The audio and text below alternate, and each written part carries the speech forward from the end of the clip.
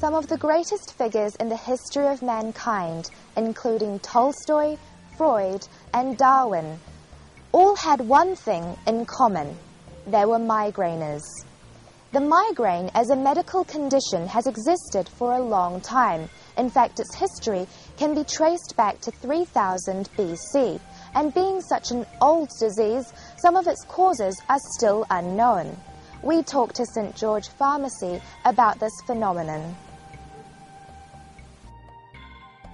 Migraine is a special type of headache characterized by throbbing pain and is quite severe.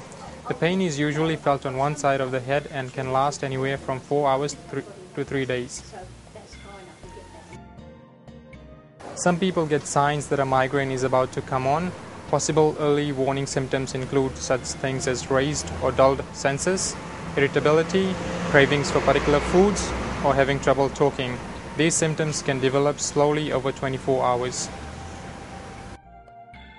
A small number of people get a warning within only an hour of getting a migraine.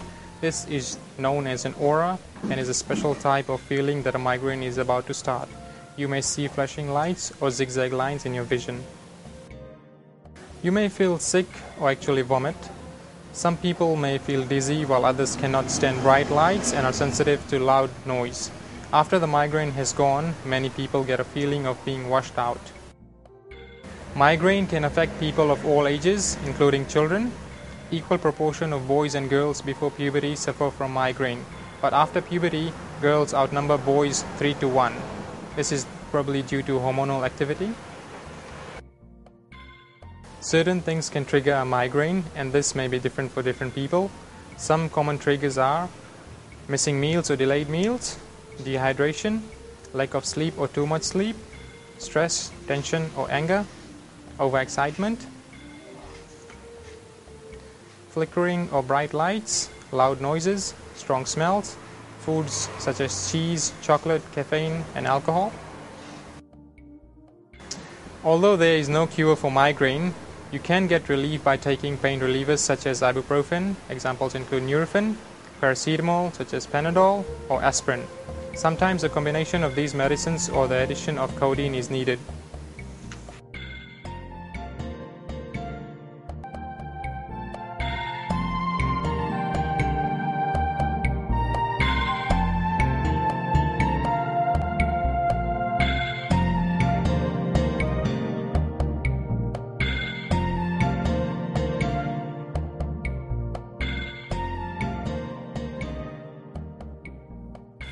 Is your hair looking flat?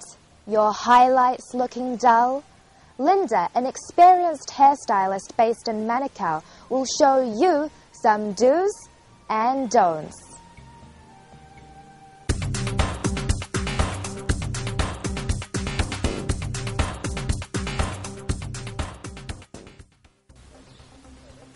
To follow up from last week's segment on men's hairstyles, we meet Linda, who gives us a rundown on women's hair.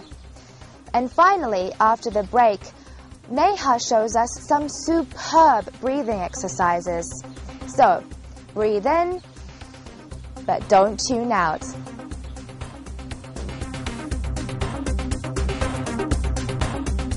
Well, I've been hairdressing for 14 years, and hairdressing is a great passion in my life. It's to be able to make people look and feel their best.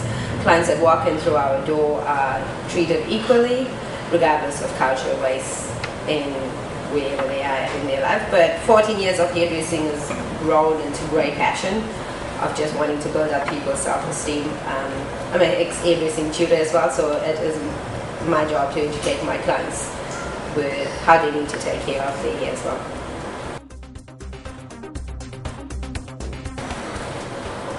There's a lot. You can go from the elevated bobs to the layered bobs to the long layers cut or the shorter layers cut, which just accentuates the facial features, brings out the eyes, brings out the jawline and the cheekbone in a lot of women as well. And then you can go into the color work, which is the reds and the coppers and stuff. Yeah. Short or long, what's in the elevated bobs are very much in at the moment, and also the medium sort of length with layers. So people have the options of either flicking it off or curling it or just having it nice and sleek.